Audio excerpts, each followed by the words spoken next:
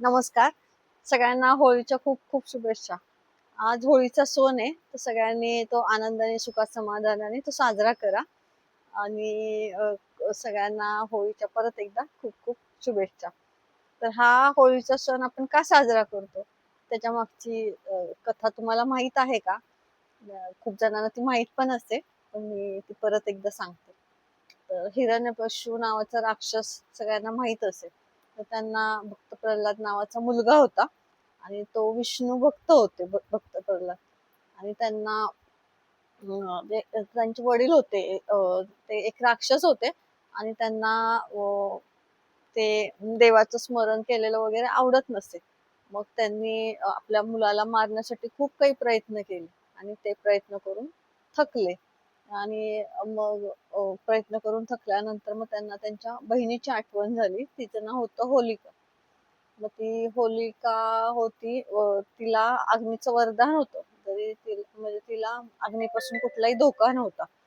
मग ह्यांनी ठरवलं अ, हिरण्यकश्यपूने की होलिकाच्या मदतीने आपण भक्त प्रल्हादला मारून टाकायचं. मग त्या दोघं होलिका आणि ते हिरण्यकश्यप जे राक्षस होते त्यांचे वडील, तर ते दोघांनी एक प्लॅन केला आणि त्या प्लॅनमध्ये असं ठरलं की होलिकाच्या मांडीवर भक्त प्रल्हाद बसणार आणि ते दोघे अग्नीमध्ये म्हणजे होलिका भक्त प्रल्हादांना घेऊन मांडीवर आगीत बसणार आणि मग भक्त प्रल्हाद त्या आगीत होरपळून मरणार. कारण होलिकाला तर वरदान असतं, त्याच्यामुळे तिला काही होणार नसतं. मग हे ह्यांना माहित असतं सगळ्यांना, हिरण्यकश्यप आणि होलिकाला. मग ते त्या प्लॅन प्रमाणे पुढे जायचं ठरवतात आणि मग भक्त प्रल्हादला सांगतात की इकडे ये बा, ती होलिका बोलते, म्हणजे त्यांची आत्या असते भक्त प्रल्हादांची. आणि मग ते ती बोलते की आपण आज इथे म्हणजे हे करायचे, आगीत बसायचं.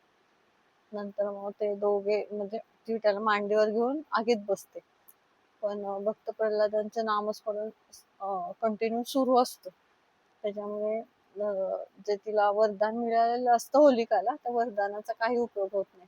कारण तिचा हेतू फार दृष्ट असतो आणि मग देव त्या दृष्ट हेतूला म्हणजे ती स्वतःच जळून जाते. जळून तिची राख होते. पण भक्त प्रल्हादांना काहीच होत नाही. कारण ते सतत नामस्मरण करत असतात. नामस्मरणमध्ये खूप ताकद आहे.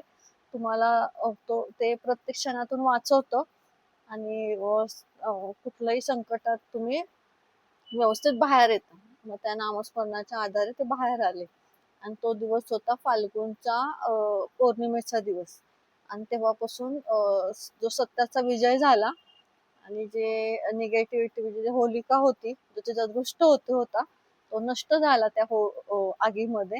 तेव्हापासून सगळेजण ती होळी साजरी करतात. तर त्या होळीमध्ये सगळी निगेटिव्ह शक्ती आपली निघून जाते. त्याच्यामुळे जे आपलं वाईट आहे निगेटिव्ह वगैरे ते आपल्याला त्या आगीत टाकून द्यायचं आणि आपलं नामस्मरण हे सुरू करायचं. आणि या दिवशी होळी होळीच्या दिवशीपासून आपली जी हिवाळा असतो तो संपतो आणि आपण वसंत ऋतूमध्ये म्हणजे उन्हाळ्यात आपण प्रारंभ करतो. तर ती मी सांगितलेली गोष्ट कशी वाटली ते सांगा. आवडली असेल तर लाईक, शेअर, सबस्क्राईब करा आणि परत एकदा सगळ्यांना होळीच्या खूप खूप शुभेच्छा. सगळ्यांनी ही होळी आनंदाने, सुखासमाधानाने साजरी करा आणि प्रत्येक क्षण हा नवीन उमेदीने, नवीन आशेने आपल्याला सुरू करायचा आहे. सगळ्यांना परत एकदा होळीच्या खूप शुभेच्छा. बाय.